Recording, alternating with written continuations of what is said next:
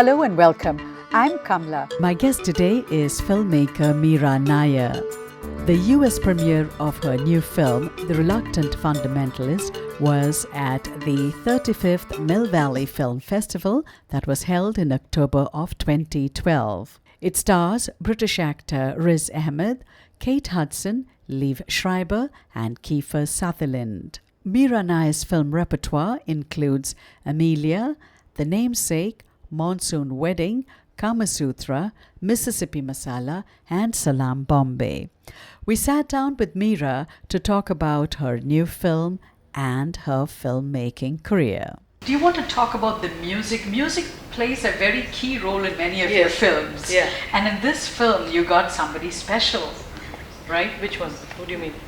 From England, you got Peter Gabriel. Yeah, Peter Gabriel. Oh. He usually doesn't score for movies. No.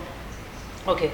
Yeah, I mean, music is the breath of life for me, and so often in the struggle to make this film, it was music that kept me going. And Pakistani modern sound is the most exciting thing because there's this amazing program called Coke Studio, which you should really show in your radio program, where they take legendary singers and sometimes ancient songs and do a kind of modernization of it without sinking into the bathos of fusion. You know, it's really kind of pure on both sides.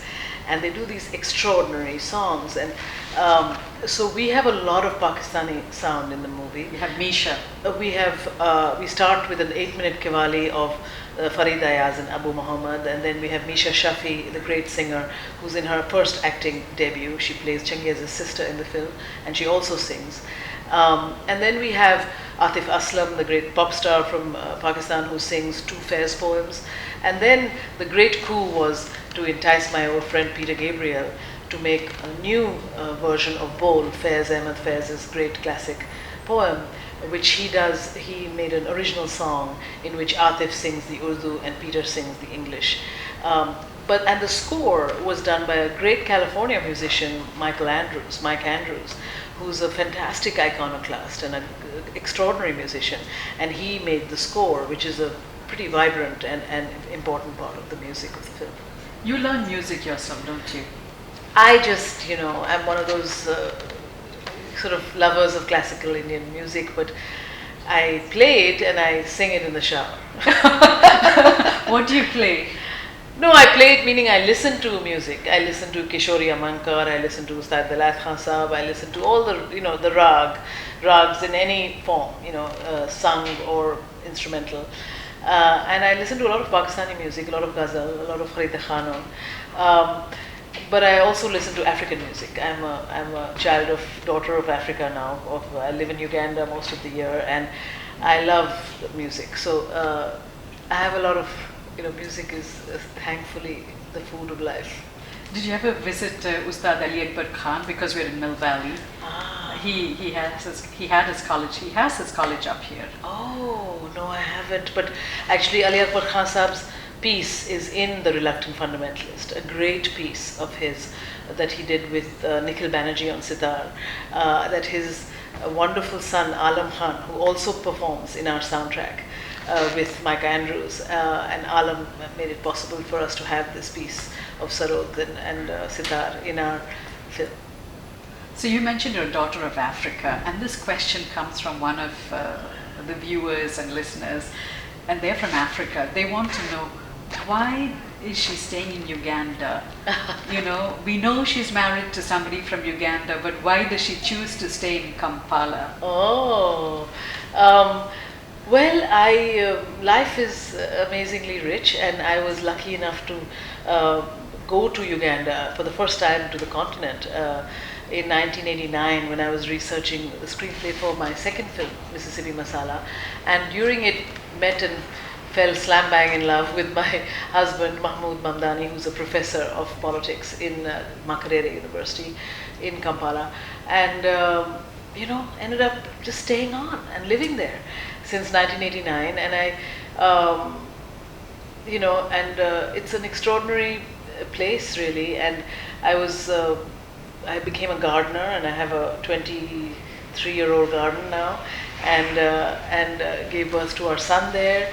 And about 9 years ago, set up a school there to teach filmmaking, a free school called Maisha, which has now trained over 550 East Africans in screenwriting and directing and shooting and editing and so on. It's called Maisha. And because I was really tired of not seeing images of Africa made by Africans on our screen, and nothing I saw resembled the kind of dignity and power of the world I lived in there. So hence wanted to really make this training possible, so that the theater and the storytelling I saw around me that was so vibrant in East Africa had the power to reach the screen rather than not.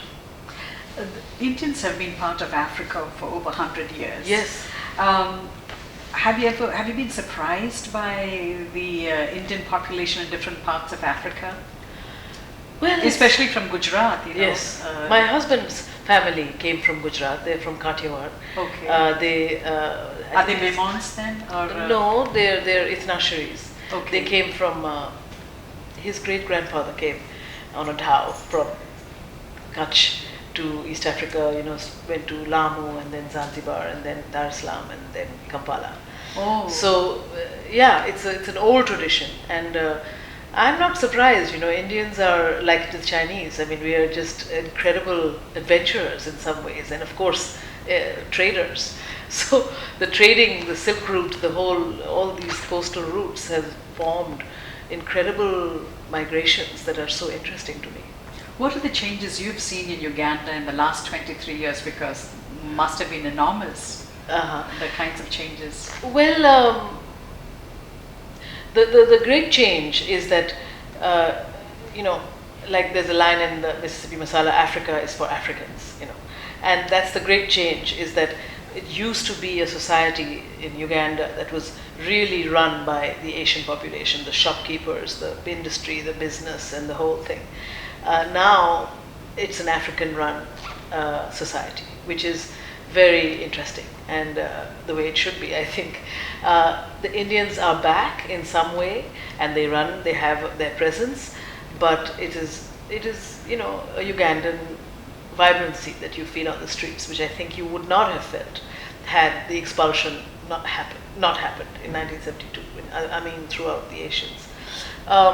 So that's an interesting thing. And now the Asians who are there, are either the old guard who are invested in the country in a deep way and really loyal in some senses to it, but there's a whole lot of people whom we jokingly, the slang is, we call them rockets, people who land in and then just leave.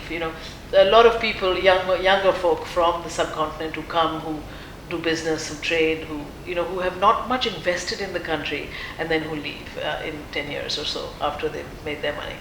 And so it's two kinds of societies.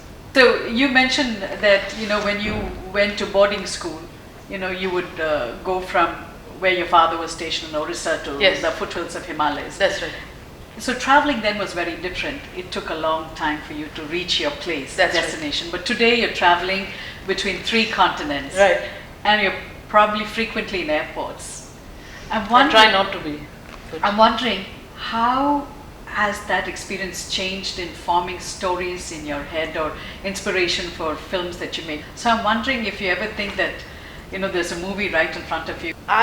In the namesake, I really thought of the airport as the temple, as the temple of the migrants who move, coming back and forth, And the film, the namesake, is shot like that, where there are these, the airport becomes really critical in terms of this meeting point, this kind of seesaw that exists between one world and the other. And it's this place of separation and also loss and of course love and meeting. And so I very much thought about that, the idea of an airport, the neutered space of an airport, the bridges that link us and don't link us, the planes that take us, the idea that we're always in movement. That is very much the core of those of us who have lived in many worlds. And the world is becoming increasingly like that. So in the namesake, I took it to an artistic expression of that. It's not so much airports that inspire me as having a worldview, having a view that is not just linked to one world, so that you understand that you are not the center of the world. The world is much bigger than you are. And so moving, when you live in a place where movie stars are not known, or Oscars are not known, or no one gives a damn, who's got the box office this season, or who's, what's going on in the Western world. It's kind of interesting, where you just have the Ugandan reality around you, and suddenly it's much more about, the clogging of the lake through the lilies that have been imported from foreign countries, or the massacres in the north, or whatever. The whole